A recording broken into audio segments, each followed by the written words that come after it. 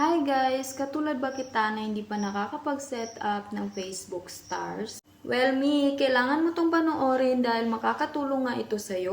Kapag nga meron na tayong 500 followers, ay magiging eligible na nga tayo kay Facebook Stars. Kaya na nga lamang nito. At kapag eligible ka na nga dito at pwede mo na siyang ma-set up, ay kailangan ay ma-set up mo na nga ito agad. Dahil kapag hindi mo nga raw ito ma-set up agad, within 6 months ay mag-i-expire dito at hindi mo na nga siya ma-set up ulit. Kagaya na nga lamang dito sa akin. Eto nga yung nangyari sa aking Facebook Star. Hindi ko nga ito na-set up agad kaya naman ito ay nag-expire. At nag-research nga ako tungkol dito. Yes mga nag-research talaga ako para lang dito dahil importante ito sa akin as a creator. Siyempre, pinagpapaguran natin ito.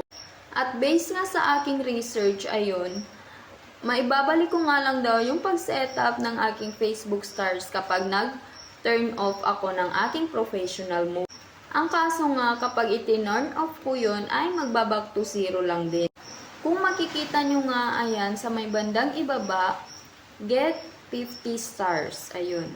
And meron na akong 20 star. May nag-send sa akin ng 20 stars. Ang kaso nga mga ayan siya. Ayan.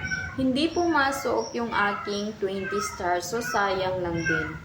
Ang nakalagay nga is, your earning from Facebook Stars expired. Kaya naman, advice ko sa mga eligible na sa Facebook Stars is mag-set up na agad kayo bago pa ito mag-expire.